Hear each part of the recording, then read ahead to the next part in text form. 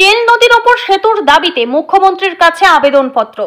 ডুয়ার্সের মাল মহকুমার মাল ও ক্রান্তি ব্লকের মাঝখান দিয়ে চলে গিয়েছে চেল নদী। আর এই চেল নদীর ওপর সেতু না থাকার কারণে কাছাকাছি থাকা দুটি এলাকার মানুষকে অনেকটা ঘুরপথে যোগাযোগ করতে হয়। শুখা মরশুমে নদীর ওপর অস্থায়ী বাঁশের সাঁকো নির্মাণ করে চলাফেরা করা হলেও বর্ষায় চরম সমস্যায় পড়তে হয় দুই পাড়ের বাসিন্দাদের।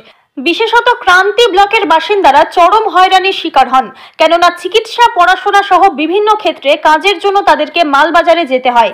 আর তাই দীর্ঘদিন থেকেই চেল নদীর ওপর সেতু তৈরির দাবি করে আসছেন অনেকেই।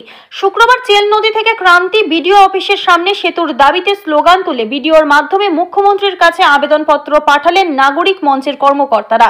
এদিন নাগরিক মঞ্চের পক্ষে পদ্মশ্রী করিমুল হক, নাগরিক মঞ্চের সহসভাপতি নূর নবিউল ইসলাম সহ অনেকে উপস্থিত ছিলেন। এদিন আবেদনপত্রটি গ্রহণ করেন ক্রান্তির বিডিও রিমিল সরেন এবং চেল সেতুর দাবিটি উপর স্তরে পাঠাবেন বলে জানান। এদিন নাগরিক মঞ্চের কর্মকর্তাদের দাবি, ভোট আসে ভোট যায়, বিভিন্ন দলের রাজনৈতিক নেতারা আসেন এবং সেতু তৈরির প্রতিশ্রুতি দিয়ে যান, কিন্তু কাজের কাজ কিছুই হয়নি। আগামী দিনে মাল মহকুমা শাসক, জেলা শাসক সহ বিভিন্ন স্তরে আবেদনপত্রটি জমা করা হবে যতদিন না সেতুর দাবি পূরণ হয়। আজকে চেল সেতু নিয়ে একটা দাবি বিডিও অফিসে জমা করলেন, কি বলবেন?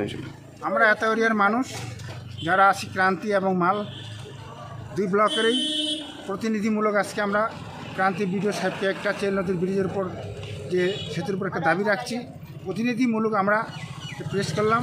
আমরা চাচ্ছি এই চেল নদীর দাবি আমাদের দীর্ঘদিনের দাবি, জানি না কতদিন, আমরা জন্মের আগ থেকেও হয়তো দাবি ছিল, কিন্তু আমরা আমাদের সময় এখন পর্যন্ত এখানে ব্রিজ হলো না।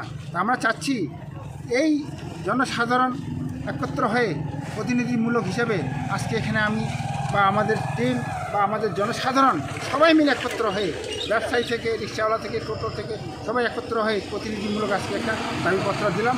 আশা করি আগামীতে এই সরকার যেন আমাদের ব্রিজটাকে তৈরি করে, আমরা আশা আকাঙ্ক্ষা করতেছি।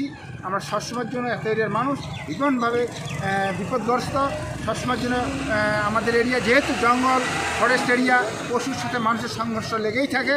এটার কারণেই আর কি আমাদের চেল নদী ব্রিজ হলে এত এরিয়ার মানুষ ভীষণভাবে উপকৃত হবো। আমরা সামনে বিধানসভা নির্বাচন, তার আগে নাগরিক মঞ্চ চেল সেতু নিয়ে কি বলবো? সামনে বিধানসভা ইলেকশন, লোকসভা গেছে, বিধানসভা গেছে।